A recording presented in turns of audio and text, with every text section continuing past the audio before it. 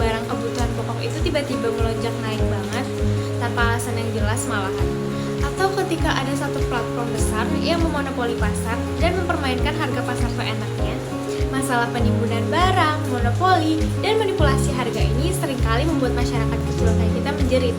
Tapi kalian tahu nggak sih, masalah distorsi pasar ini ternyata bukan hal yang baru. Jauh sebelum teori ekonomi modern lahir, seorang ulama besar pada abad ke-11 bernama Al-Mawardi sudah merumuskan solusinya. Mari kita bahas. Jadi pertama-tama kita mundur dulu sejenak ya ke masa kekhalifahan Abbasiyah di Baghdad. Abu Al-Hasan Al-Mawardi ini hidup di masa puncak peradaban Islam. Beliau bukan cuma seorang ulama, tapi juga seorang hakim agung dan penasihat khalifah yang tahu betul realita di lapangan. Dan perlu kalian ketahui, pemikiran ekonomi beliau yang luar biasa ini dicatat dalam karya masterpiece-nya yang berjudul Al-Ahkam As-Sultaniyah atau Hukum-Hukum Penyelenggara Negara. Menurut Al-Mawardi, prinsip utama etika pasar itu adalah keseimbangan.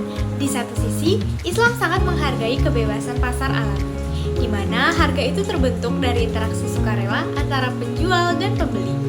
Beliau menyebutnya pengaruh dari penawaran dan permintaan, atau kita sebut al-ard dan at-talab.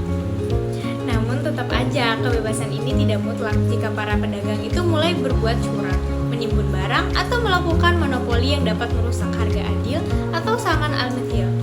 Maka disinilah negara itu wajib mengintervensi pasar untuk melindungi rakyatnya. Nah, lalu bagaimana cara negara mengawasinya? Al-Mawardi ini menjelaskan adanya lembaga khusus bernama Al-Hisbah yang dipimpin oleh seorang pengawas bernama Muhtasib.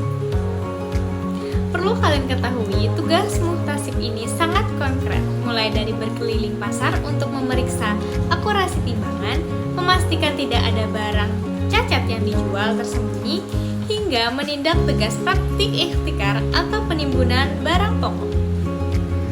Nah, jadi kalau kita bawa ke konteks Indonesia pada masa sekarang, konsep Al-Mawardi ini sebenarnya sudah kita terapkan loh. Fungsi lembaga Hisbah itu mirip sekali dengan apa yang dilakukan oleh KPPU dalam mengawasi persaingan usaha atau Satgas Pangan yang menggerebek gudang penimbun sembako saat pada masa krisis. Lalu kita masuk kepada kesimpulannya. Ekonomi Islam lewat pemikiran Al-Mawardi mengingatkan kita bahwa pasar yang sehat itu bukan pasar yang bebas atau tanpa aturan, melainkan pasar yang berjalan di atas etika, moralitas, dan keadilan. Saya